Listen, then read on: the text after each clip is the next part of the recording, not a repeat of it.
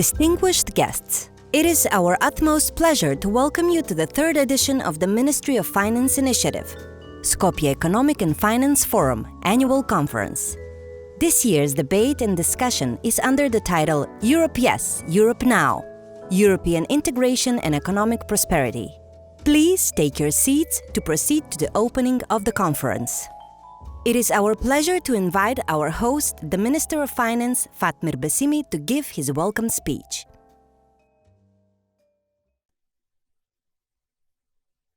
Premier, Distinguished Prime Minister, ambassadors, deputy prime ministers, ministers, public officials, representatives of various international institutions today here, representatives of academia, chambers of commerce, and civil society, distinguished guests. I am both privileged and delighted to welcome you to the third SEFF annual conference. Skopje Economic and Finance Forum is an initiative for an inclusive policy dialogue that was born in the middle of the crisis. The pandemic brought enormous challenges to the world and humanity, but we were determined not to be defeated and fight that, to face any challenge in front of us. We initiated a platform for an open, inclusive, and transparent debates in times of uncertainty and complexities. We were navigating through pandemic, energy crisis, and heightened inflation, and all this in times of security challenges and new geopolitical developments in European continent and worldwide. Technological developments, artificial intelligence, and other changes in social platforms. Rapid changes required rapid policy response, often well ahead of official data that was published. Despite these limitations, SEFF discussions inspired us on evidence-based policies and uncovered the difficult trade-offs in prioritizing the scarce public resources. SEFF has managed bringing us together, the representatives of the governments in the region, political representatives of different spectrum in the country, international development partners, business sector, diplomats, academia, civil sector, and others. In one word, all stakeholders in one place at the same time, talking about challenges and perspectives and different ideas. In the past two conferences, we openly and productively discussed problems and policies to ensure economic recovery in our first conference in 2021 and sustain economic growth in our conference of 2022. In line with the famous remark, once is an incident, twice may be a coincidence, three times and continuation can grow to a prominence. I'm very proud to conclude that SEFF, by being together for third year together, is growing to a tradition and will try to keep it growing. It has become a well-known regional platform for public policy debate, with an annual conference being our central annual event. SEFF discussions always aim to ensure inclusion of all stakeholders, which in turn promises sustainable solutions. Today, at the International Day of Democracy, we focus the topic on EU integration as our central theme, both for our country and the Western Balkans. The emphasis is on the urgency in putting the Western Balkan countries in the fast EU accession track. In the past decade, the support of EU enlargement in the Union and also the optimism for EU membership among citizens of Western Balkans has varied, despite numerous disappointments and hardships. The EU integration remains the main strategic goal for each of the Western Balkan countries. The idea of this year's SEFF is to discuss and contribute to a broader debate about the EU perspectives as our destination and journey, and also for the prospects on how soon we will arrive to our big family of European Union. We'll cover the topics on how we could contribute to accelerate European and regional economic and political integration, as well as enhance the business environment, markets, institutions, and promoting economic prosperity. We'll also discuss about geopolitics and policy making, as well as global trends and business opportunities along the EU accession path. At the dawn of a new European day for this region, will the new opportunities and realistic perspectives for higher quality of life for all our citizens, this and future generation. The motto of this year's annual SEFF conference is Europe, yes, Europe now. Let me open the debate and trigger your thoughts by sharing my opinion on why yes to Europe and why Europe now. And I'm convinced that by the end of this day, we will reach important conclusions concerning these questions. And as we know, the saying that the whole is sometimes greater than the sum of its parts, the Union gives strength to its members to achieve better outcomes. Open, multicultural, pacifistic, and development-oriented European Union was born from the necessity to build Europe and its economy. It has been guided not only by economic interests, but also by solidarity and a genuine drive for peace, safety, and human rights and development. When considering the first part of the topic, why yes to Europe, there is a strong macroeconomic evidence pointing to the positive impact of EU integration for all member states. According to the policy studies for the long-term trends, the impact of EU membership on the new member states and their economies has been estimated around 15 to 20% annual GDP growth per capita, more jobs, and higher salaries. European integration means trade and financial openness coupled by greater capital account liberalization and for movements of capital, labor, technology, and know-how. There is also an assumed spillover effect of the foreign direct investment resulting from a horizontal and vertical business integration, thus entitling new investments, jobs, and transfer of technology and know-how. Last but not least, the EU provides structural and investment funds that play a significant role for regional equal development, development of infrastructure, and boosting economic growth and supporting reforms. The candidates and potential countries for the membership receive EU grants and funds to support growth and reforms through pre-accession IPA funds. But once they become member of EU, they become eligible of funding for cohesion, agricultural competitiveness, and other European funds. Based on experience from the past enlargement, EU budget policies could become a key source of development funding, helping speed up the convergent process through reforms and investments. In general, new member states receive much higher cohesion funds compared to pre-accession funds. Only cohesion funds compared to IPA funds are around 22 times more for the country's receivers. But in general, we have Commissioner here, the budget of European Union for the next 5 years is more than 11 times higher than what we have as the candidate countries from IPA funds. So it's not just getting from EU through the solidarity, it is what we can bring to European markets. We can bring our diversity, our entrepreneurship approach, and all the principles of European Union and the values. Considering the second part of this topic, why EU now? I would say that we emphasize this especially in times of long-lasting and multiple crises, especially in times of security challenges, economic challenges, and in these new geopolitical developments. More than ever, it is necessary to refer to a solidarity principle. And from the geostrategic perspective, there is a growth focus on the right momentum of the next EU enlargement. Recently, the President of European Commission, Ursula von der Leyen, in the conference where we had also our Prime Minister there and other relevant leaders of the region and Europe, was promoted a new growth plan for faster acceleration of EU integration of the Western Balkan countries. Dear guests, at the end, I would like once again to point the idea of this conference that brought us all together here today, to have an inclusive and diversified and open and honest and professional debate about our future perspective, better economic perspective, and our EU integration strategic perspective.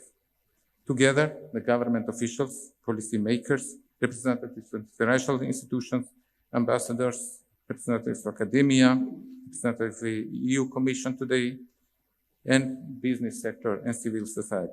The diversity of our panelists in these topics today, I'm sure, will bring a high-quality discussion and conclusions. And we are also determined to seize the historical moment and take the maximum advantage thereof. We are united in our goal to creating a brighter future for our citizens and youth in our countries. We are also committed forward to bring prosperity in all these times of challenges. And each obstacle should not be a discouragement for us, but rather a motivation. As one of the founding fathers of the European Union, Robert Schuman, said, Europe will not be made at once or according to a single plan. It will be built through concrete achievements which first create de facto solidarity. And I'm entirely convinced that we will have a lively and fruitful discussion today. And I sincerely thank all of you for participating today here and the attention to contribute to this forum and make it a new success for us, for the region, and our European future and economic prosperity. Thank you very much for your attention, and wait for our Prime Minister. Thank you. Ladies and gentlemen, it is our honor to announce the speech of the Prime Minister of the Government of the Republic of North Macedonia, Dimitar Kovacevski. I'm without a tie to look like the guy on the picture. Почитуван министер за финансии, почитуван еврокомесар и голем пријател на Северна Македонија, господине Хан, почитувани екселенции, членови на дипломатскиот кор во Северна Македонија, почитувани министри, владини представници, представници на бизнисот, почитувани професори, почитуван академик Беџети, дами и господа. Искрено сакам да се заблагодарам на поканата и годинава да го отворам третиот поред меѓународен Скопски економски финансиски форум, организиран од Министерството за финансии. Ова е навистина ретка можност за транспарентна и корисна дискусија, размена на идеи и искуства меѓу креаторите на политиките и политичките представници, меѓународните партнери за развој, граѓанското општество, академската јавност, бизнис секторот. Целта е креирање на синергија, на идеи и иницијативи за одржливи решенија за забрзана европска и регионална економска и политичка интеграција како важен катализатор на економскиот напредок. Како никогаш досега Европа е свртена. Europe is now connected with for a relatively short time, the countries in the region have the opportunities to intensify institutional and structural reforms and to strengthen competitiveness of global market, to use the benefits of digitalization, technological and green development as future members of EU. The membership in the Union depends on the enthusiasm in the Union for broadening and deepening European integration, but also in the efforts of the member candidates to fulfill the necessary high standards by respecting fundamental European values. This process is of mutual benefit for both sides.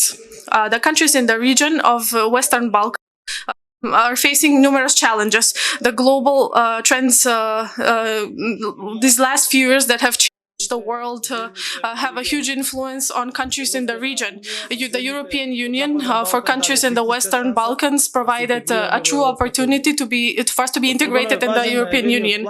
What's important is the plan for Western Balkans announced by the President of the European Commission, Ursula von der Leyen, who spoke at the Bratislava Forum in May for the goal to speed up the process in EU integration. This enabled us to speed up the process for integration. In Thessaloniki in 2003 on the forum, we heard that the economic benefits will be far-reaching. The 4 pillars for the Western Balkans will enable us to feel the benefits of the main driver of economic success, the transformational power of European integration and the European single market. I speak now of the economic power with the participants of trade of about 16%. Only in 2021, the European Union has export of 2.18 trillion euros. If we take a look at the GDP in the world, we will notice that 60% of the worldwide GDP is done in USA and the European Union. Only 25% is, however, is in BRICS. However, the rest is in the other countries of the world, and the place of our country is in EU with USA, with the other EU countries. We want to place the country where we have the best and the most developed ones. The EU has a single market of 500 million people, which enables us a great absorbent power and a possibility of good economy. We assess that the GDP of the EU for the synergetic effect is higher by 10%, as opposed to if the EU members were not integrated amongst themselves. In real money, that's about every member of the EU has 150 euros additional yearly annual income throughout this year, because they belong to a member of the EU. In our independent history for 30 years, we have had a high level of support from the citizens regarding the necessity to become a member of the EU. Throughout all these years, the financial support from the EU is assessed at 3.3 billion euros, amounts that our country got through grants and microfinancial support that enable liquidity of support and to get higher salaries, pensions, to decrease the unemployed aspect, to increase foreign investments, and to build a better infrastructure in the country. By viewing through objective indicators, North Macedonia in the past couple of years, with the open European policy of this government, maintains the stability, economic stability under various crises. Our orientation as a government has brought results. I'll just give you a couple of comparisons with the membership of Macedonia in NATO, which enabled a stable, secure ambience in the country, enabling opportunities for investors to recognize our country as an important entrance for the market for our country. The rate of the market, as opposed to 2016, when it was 24%, today was decreased to 14%. For only 1 year, we have had an increased employability of 9.5% in the country. The comparison for these years is huge in also the foreign direct investments. If in 2016, the foreign direct investments was 338 million euros, in 2022, after the pandemic, with the COVID-19 pandemic, in the midst of a global economic and energy crisis, it was about 854 million euros, which is almost double from what we saw in 2016. The investments in the technological industrial zones in 2016 amounted cumulatively 600 million euros. However, in 2023, with what we've achieved up till now, it's 2 billion euros. If at that time it was 600 million euros, in 1 year today, the newly agreed investments are at a level at above 1 billion euros. To compare, in 2016, the minimum wage was 10,000 dinars in our country. Now, as of March this year, it's 21,000 dinars, which is almost a double what we previously had before this government started being in charge of this government, this country. In 2016, the net salary was about 22,000 dinars. However, now the average salary is 37,000 dinars.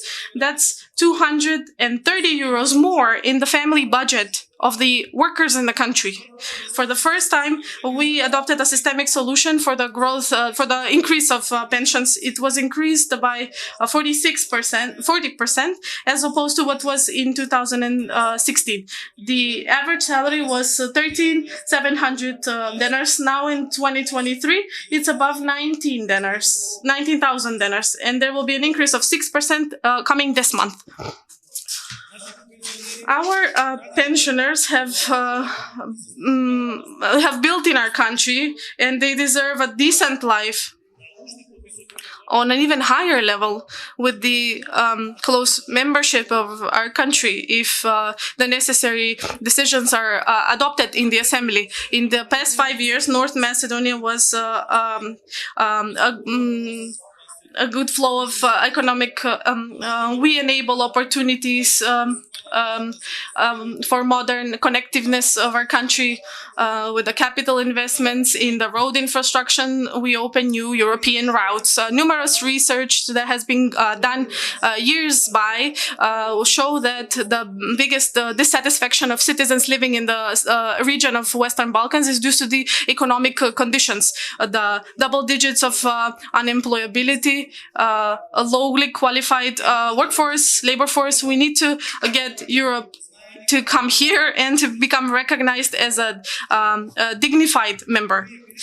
Even the empirical studies show that the integration of the Western Balkan countries in the EU will mean that the European will have a region that will be the most speedily growing as opposed to other members of the EU. Even the candidates, the member candidates, if you take a look at the growth rates of the GDP at the moment for all members, as opposed to the members, we can see that our growth rates are higher now. That is because there is a labor force here which is diligent. There are investors who want to invest. There are projects in the infrastructure that are built for the first time that have not been built throughout these past 50 years. And now we have the question of what the economic effects would be like of being a member in the EU. In the first 5 years will mean greater salaries from 70 to 100%, the growth of the GDP of 80 to 90%. There will be an increase in job positions from 30 to 40% increase in small and medium enterprises in the economy. In 2008, North Macedonia and Croatia was at the same position of becoming members of the EU. 2 days ago, the Prime Minister of Croatia emphasized that Croatia, in 10 years of being a member of the EU, is 12 billion euros in plus. Croatia entered the EU in 2013 with an unemployability rate of about 18%. In 2022, their unemployability rate in Croatia was 6%. Here we see we have renowned economy professors and academicians that can make easy calculations in terms of how much North Macedonia has lost in these 17 years of waiting, both in regards to the GDP and in unemployability and the level of the salaries. Not making decisions means only isolation, means stagnation, means not doing anything. Not making decisions for this country led to fights with the neighbors, internal fights as well, economic stagnation, and historical financial engineering that we saw in 2 square meters, 2 kilometers square in the center of Skopje. So the membership in the EU brought benefits for Poland as well. In the EU, it entered in May 2004 with an unemployability rate of 20%. However, in 2022, in Poland, the unemployability rate was at a level of 2.6% only. With regards to foreign direct investments, they're on average increased by 28%, and in the first 5 years of the membership in the Union of the members who have joined. Romania has 7 billion euros foreign direct investments at an annual level. Malta, in this regard, has the most pronounced growth from 600 million per annum when it wasn't a member of the EU 5 years after becoming a member of the EU, the level of foreign direct investments cumulatively grew to 21 billion euros. Previously, it was unimaginable to think of our citizens going to work in the countries that I mentioned, Malta, Romania, or Poland, or even Croatia, let alone Slovakia and the Czech Republic and Bulgaria. Why? Because the level of the salaries and the economic standard in North Macedonia, especially in the time where it was part of the community of Yugoslavia, is a couple of times higher than these countries which were part of the Soviet troop. What happened? They entered the EU, and now we have our own citizens who get bigger salaries in exactly these countries, something that was unimaginable previously. And we have politicians here who tell us stories about how this country still has to wait for another 10, 20 years. Why? Because there's no answer here. They never provided an answer in terms of why this country has to wait. We look at the benefits. We look at the fact that by making decisions, we didn't lose anything by becoming a member of NATO. We got bigger salaries, bigger pensions, a higher level of foreign direct investments. There was in order to increase the security of the country, and also we got friends. The friends for a small country mean the most. So if North Macedonia had a problem with the electro-energetic sector, in the term of my government, we have installed 400 megawatts of renewable sources of energy. For 50 years, we had projects, tenders were being drafted to make this Chebrene power plant. Yesterday, finally, we had a bidder who was chosen at a transparent procedure among 9 other bidders. It was the Greek PPC and their partner. These are renowned companies who built enormous facilities, and finally we can initiate making this agreement and this power plant to be built. One of the biggest power plants in the territory of Western Balkans. This was done thanks to some work, thanks to some openness, and thanks to the friendship that was built between the neighboring countries and us. And when you have friends there, others who are not our neighbors, you can see that this is a region that they can make trade in and they can collaborate with. I will repeat this once again. Now is the time to make decisions, because now it's the geostrategical moment in the interest of North Macedonia and in the interest of the European Union for becoming a member of the EU up until 2030. The membership in the EU has its benefits and has a significant influence on the economic growth and trade in the customs administration of the EU. To increase the competitiveness, membership means financial help to overcome the barriers, the differences between the member states. With these funds, we finance infrastructural projects, regional development, and different initiatives to stimulate economic growth. The common economic policy of the European Union and the European structural investment funds that are support for agriculture, rural development, research, investments, and other sectors that's also significant. We need to be aware that our agriculture is also competitive with the agriculture of neighboring countries. The help that our agricultural people get from our budget. Bearing in mind that we have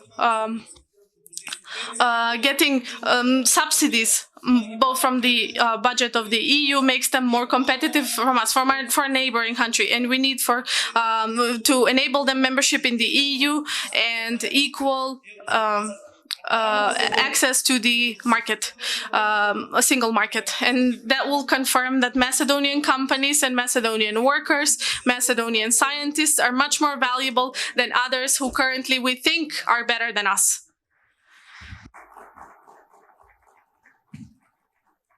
А тоа значи и That means essential reforms to establish base values for the rule of law, the respect of obeying human rights, because only by that the trust in people in the judiciary, the public prosecution, politicians will be higher. It will be a speedier, a more efficient public administration that will solve issues with the business sector, a better health system, and a higher quality education. What we do right now is aligning we align our laws with the EU. I'm gonna be very honest here. Maybe some things were a lot of people are fighting in our country. Families have fought about what and how things should be. We had enough of judiciary and public prosecution to be led by the government. Where detention was issued only due to political reasons. Following the example of Germany and Slovenia, that's how they should look like, for a country to be peaceful in the sense that to know according to which ground someone can become convicted. We don't want 30, 40 people to be guilty for what's happening in the country. Anyone should take the blame, regardless of whether they're a businessman, regardless of what sector they work in. They should be accountable for what they did. It cannot, 1 or 2% cannot be responsible, or 3, and the others should use their riches that they got in an unlawful way. And that's why we have this alignment happening throughout these past weeks in the country. And that's why we have this alignment. We've had enough of this country, of a politician coming out and saying, I'm going to grab them by their ear and put them in prison. No, we should have independent investigation. There should be an independent public prosecutor, independent judge who will create this through a normal procedure. And we don't want foreign representatives to tell us, here's what you should do. And even if it's not lawful, if that's not the case, why don't they do it in their countries? They have both politicians, both prime ministers who have been convicted for particular criminal offenses, and we see them running in their own parks. No one's forcing anyone to go to a detention. And in our country, for years, we use detention as a punishment. We have people who spent 10 years in detention. We have people who, for 15 years, have been waiting for the judgments to be issued. This is a system that we don't need. For 45 years, we saw this system in Yugoslavia. We need a modern system. We need efficient and speedy institutions that will issue judgments according to the laws and regulations in this country. The countries in the Western Balkans altogether should be focused on combating challenges that are on the road to prosperity. That's why our roadmap should be clear: how to deal with corruption in public procurement, in unlawful property acquisition, conflict of interest with illegal finances, illicit finances. We should strengthen the capacities of institutions working on the prevention and early detection of corruption in order to carry out successful investigations and prosecution of perpetrators. This is a high priority in the agenda at the EU accession process. North Macedonia showed that it does not swerve from the priorities, both in maintaining good neighborly relations. And our country not only shares the principles of the EU, but has also achieved a high level of alignment with the positions of the EU, which is a confirmation that we share the value policy of the EU. We have countries that are members of the EU. There are countries that are now negotiating with the EU, and we as a country that only last year started the negotiations have a more aligned external policy with the EU as opposed to other countries. And this is something that the EU has to admit, recognize, and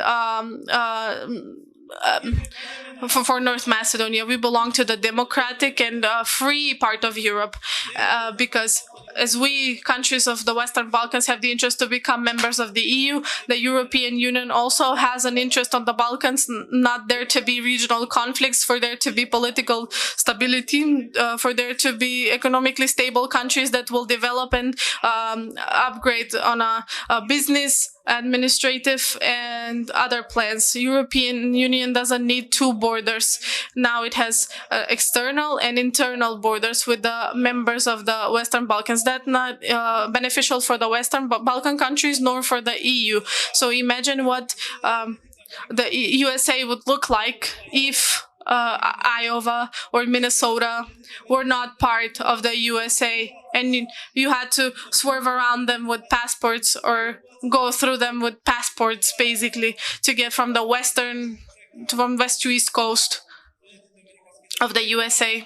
That's what we're currently facing in Europe. If you start from Greece, you need a passport to enter North Macedonia, and then a passport for Serbia, and then you're gonna waste a whole day waiting in the borders until you get to Hungary. Or you're gonna take the other route, go through Bulgaria, Romania, etc. Is that the strategy of the European Union? If that's the strategy of the European Union, to have internal borders, that's fine. But I think they are aware of this fact, and that's why we have the statements that by 2023 we should enable membership in the EU, of course with the internal reform of the EU, and the EU Commissioner Varhey, who says that the administration is ready to work on that, and that the countries, according to their merit and according to the speed of their integration, as the President of France says, should become members of the EU. And this is more of a generational struggle to unite Europe, and it will continue with the Western Balkan countries and the Eastern European Partnership, and that gives us a strong impetus for reform. That's why I want to tell you that all of us together, regardless of whether we are in power or we're in the opposition party, should strengthen our efforts and to fulfill the expectations of our citizens. It's up to us to carry out the reforms on the road to EU, and how fast we're gonna do the fulfill the conditions. And with regards to the internal political dialogue, there are different dynamics. But one thing is for sure: our goal is to have EU. And that's why I wanted this particularly eminent congregation here, for all the attendees here, everyone looking at us through the live stream today in North Macedonia, in the Assembly. There is no voting for constitutional amendments. In the Assembly, there is voting for the European integration of the country. Today, in the Assembly, we vote either for integration in the EU or for the isolation of our country that we've been looking at for 11 years. I've always believed in this, and I've always said that the place of this country is in the EU. Thank you very much.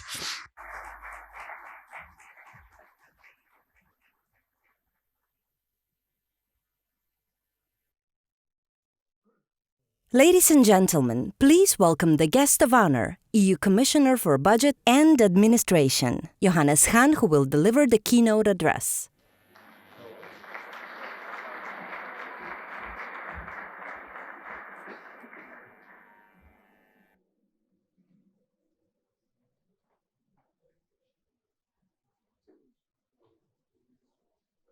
Prime Minister, ministers, ladies and gentlemen, first, I would like to congratulate my friend Fatmir Besimi for organizing this event for the third time. As he rightly said, also in my country, if you do something twice, it's a repetition. If you do it for the third time, it establishes a tradition. And I think this is exactly the case, and I think it's good to have this kind of conference. Second, I'm very grateful that you have invited me, because it's a kind of coming home to a country, to a city, which is very close to my heart. I have spent many, many days, hours, a lot of sleepless nights. but at the end of the day, it paid off. I think today,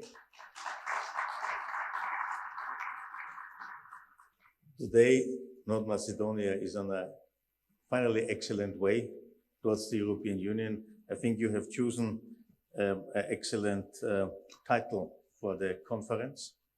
My people, like always, have preferred many pages of speakings, and like usually, I don't read it because I'm tempted to react to what I have just heard from the finance minister, but may I say in particular also from the prime minister.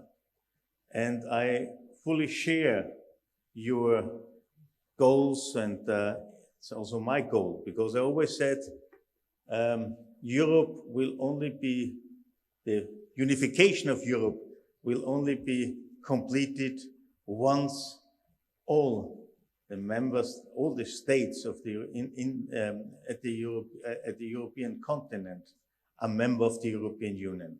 And in particular, indeed, what the Prime Minister just said, the fact that the Western Balkan countries are surrounded already today by only European Union countries is something that has to be changed. You are part of the continent, and you should become a full member of the European family. And this is exactly what we try to achieve, may I say, as fast as possible. And for this, something has to be done. Changes are necessary. And I want to draw your attention also to some issues I would like to share with you. Because, of course, if there's an event organized by the finance ministry, it's always about figures. You invite the budget commissioner, and you could expect he's talking about a lot of figures.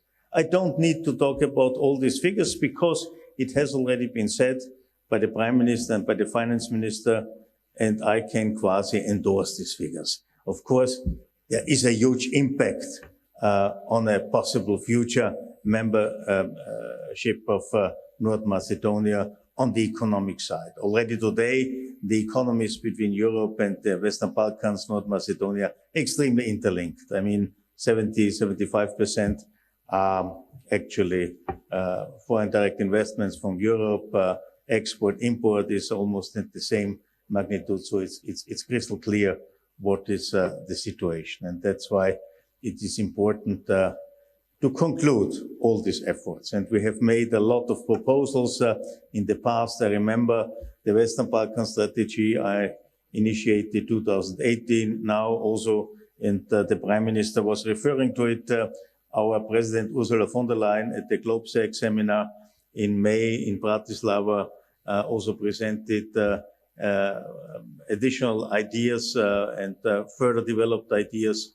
And may I say, during my term in office as a Commissioner for Enlargement, I very often felt a little bit lonesome without my own constituency, because I didn't have the feeling there was much support for enlargement. Today, thanks God, the situation, or may I say, thanks Vladimir Putin, the situation, and it's not God, it's the devil, the situation has changed. Why?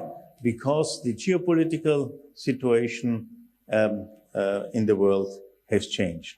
We are now clearly in a competition between two different kinds of societal concepts. The one is, may I say, turbo-capitalism and dictatorship.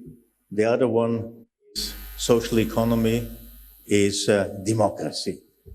Unfortunately, democracy is not so far globally seen a majority concept. Only 25% of around 200 states in the world have a democratic structure.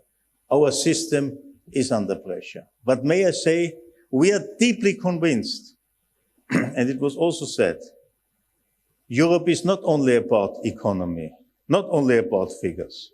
Europe is about values. Indeed, Europe started as a European economic community, but rightly so, it turned into the European Union. It's a political project. It's a project based on common values, on common goals, on a common understanding how to see the human being as an individual, enabling to pursue his or her interests, following, so to say, their possibilities, having freedom to move, but freedom to say whatever you would like to say, having the opportunity really to vote, to choose, and not to have prefabricated voting lists, which you can only quasi endorse. And this is something I think it's important to understand.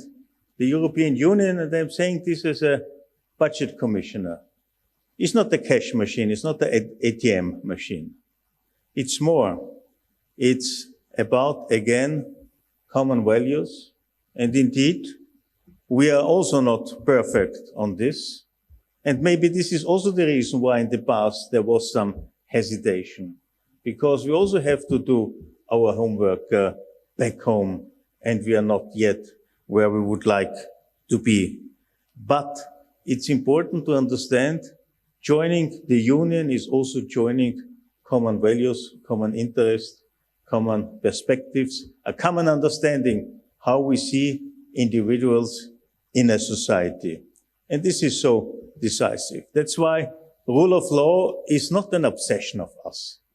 It's a precondition that the way we are living, the European way of life, can indeed be followed, can be implemented, can be respected.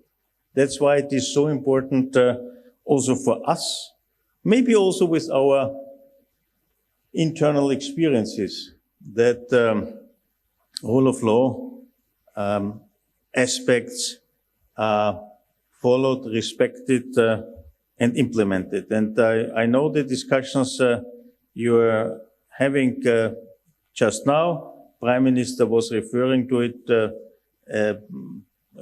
The judiciary system is nowhere perfect. There's always a necessity to further improve the situation, also the different legislative codes. But I think what is important, what is also part of our understanding, is that all this is done on the basis of extensive discussions where everybody has the opportunity to participate. There is no reason to rush through such decisions, to apply fast-track procedures.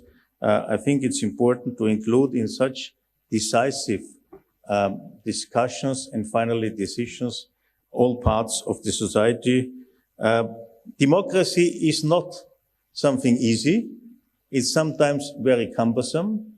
And of course, it would be nice to have faster procedures, faster decisions. But at the end of the day, I think it's extremely important to have everybody on board.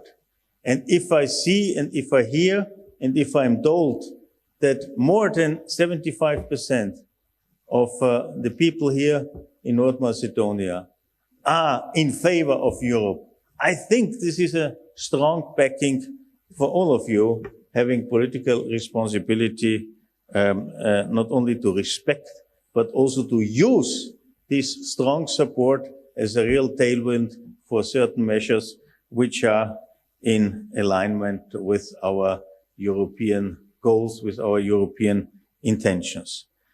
I wanted to reassure you, not only from a very personal perspective, that within the European Union, we have now, again, a new dynamic.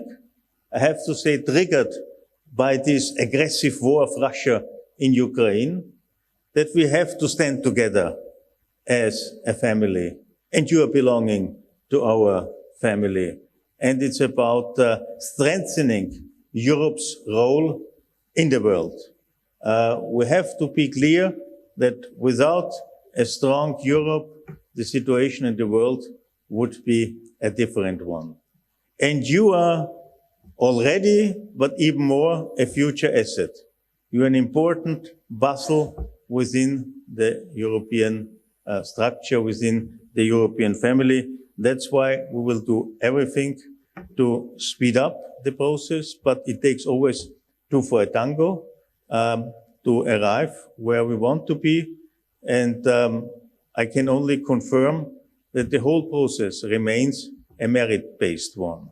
It's not that we are waiting till the weakest or the most far behind lacking candidate is catching up. No, if you are fast enough, you should get the merits, and you will get the merits. And I will stay as your advocate, defender, promoter, whatever, as I told you, I will do also in the future.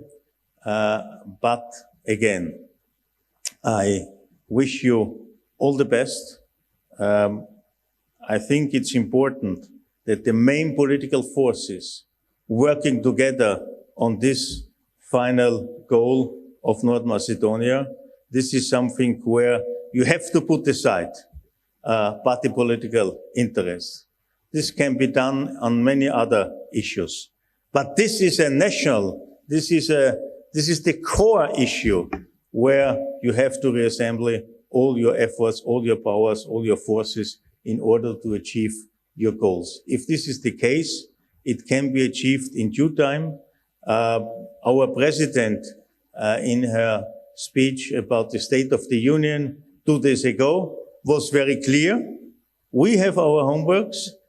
We have some discussions in the past, to which extent we need to modify, to update our procedures in order indeed to be more active on a global scale and not only reactive.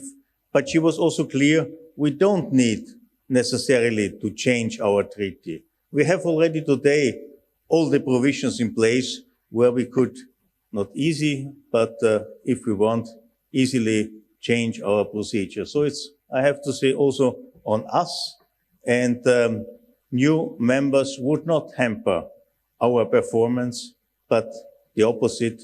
It will give us another push, another opportunity, another strength. And finally, we all would benefit from it. We would benefit in economic terms, but also in societal terms, in political terms. And finally, what should be our joint understanding? We have to serve our people. They deserve it.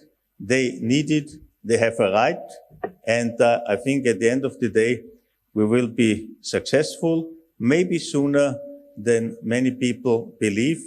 Let's seize the momentum and work together. And then I'm confident that at the end of the day, North Macedonia will become maybe the 28th member of the European Union. I know you are doing well, the screening process in a good way. But again, I would like to pass really the message to all the political forces in the country. Work together. It's a teamwork. It's like acting as a national football team and not as a national, so to say, individual championship. It's about a common goal, and for this, joint cooperation is necessary. Otherwise, you won't be successful. So thanks again for the invitation. I wish you all the best, and yeah, see you soon again. Ciao, bye-bye.